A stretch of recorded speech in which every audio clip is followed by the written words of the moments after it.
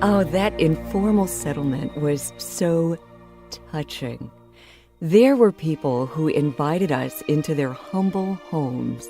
We could see how they lived, and they were proud of it. And so that made me feel really good about just being a part of their experience. There was this one woman in particular who she had a 2-room, I don't want to say it was maybe a shanty, you could call it that, where it wasn't much, but she raised her children there. They'd live on the land. She had not a whole lot by our standards, but this was her life and she was proud of her home. And so it was a reality check for me and I'm sure many other people on the tour to just appreciate what you have. I mean, she didn't have a television. She didn't have anything. She didn't have running water. But she was happy with what she had and just thanked God every day that she was able to live the way that she lived. And that for me was such a beautiful experience. I mean, the kids were running around so happy and so free. That was one of the things that I noticed throughout this whole South African experience. The children seemed so happy. They were running around just so free, playing with each other. They didn't have video games and the computer. They just played with each other. They were playing outside, and they were in great shape. And their teeth were good because they ate well. In fact, I noticed that about a lot of people. They'd eat so healthily and didn't have a whole lot of junk food in their diet. And their teeth were so white and bright. Another stop on the WHUR World Tour to South Africa was Durban. I love Durban. Durban sits right on the Indian Ocean. It sort of gave me the feeling like I was in South Beach, Miami, believe it or not. Beautiful beaches, casinos, and great hotels all along the coastline. Restaurants and shopping and street festivals everywhere. South Africa is not just about the wildlife and the jungles anymore. South Africa is as progressive as any city right here in the States. And Durban is truly the playground of South Africa. Here with more is the president of South Africa Tourism USA, our good friend Stu Zungu. Well, Durban is the playground of South Africa. Truly, this is the payoff line, but it is truly that. It's the most beautiful city, very tranquil, very laid back. There's always sunshine here.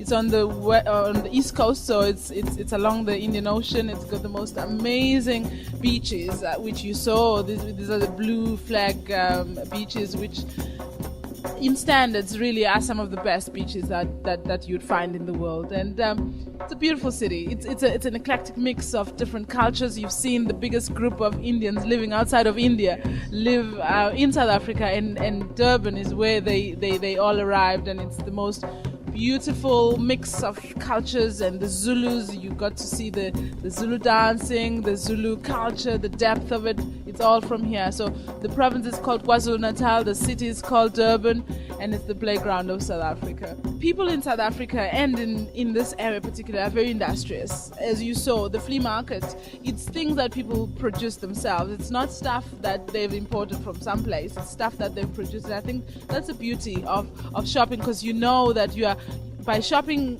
in such spaces, you're encouraging a culture to continue. You're encouraging people to continue being industrious and producing things. And it's things that when you take home, you think, I bought it in South Africa, and it's authentic, and it's Zulu, and it's all those beautiful things. And it's a pleasure to shop out here. While in Durban, we took a day trip to Shaka Land, home of the great warrior Shaka Zulu. You probably remember this series. Well, the actual set is now a huge tourist attraction in South Africa. There you get a chance to see the tribal dances and the beating of the drums and what life was like as a Zulu. Well, Shakaland, I'm sure your listeners do know, a great former king of the Zulus, Shaka Zulu, the great warrior and the great strategist. And what they've done as part of a showcase for tourism, we've created an area or a village, which is a showcase of what the Zulu life is about. And I think you saw great dances. You got a taste of what it is really. How was life like in Zululand? I mean, life is still fairly like that, but I think what you saw there is a true, almost authentic showcase of how life would be with those huts that you saw, which are the beehives as we call them. You saw the Zulu girls dance, wearing the different beads and what each of the colors meant, and you saw the young man and the old man, and you see the differences, which if you were just walking you would think, oh, these people are just dressed the same, but when you actually go there they explain to you what the different groupings or different youths and older and younger, how they dressed and how they live.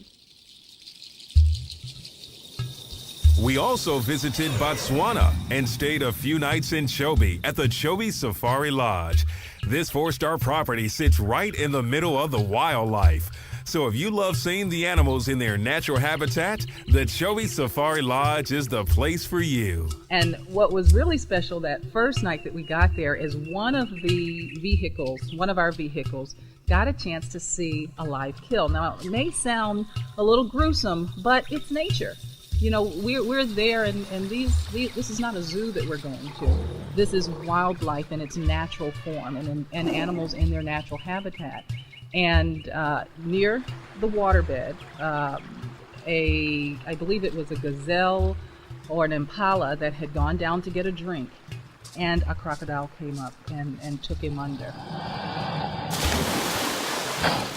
And that's spectacular to see, and not that we have this lust for seeing violence, but again, it's the animals in their natural habitat and doing the things that animals do. It's a part of life, and it really made you feel like, okay, we're here, we're in Africa, we're in their territory, we're in their backyard.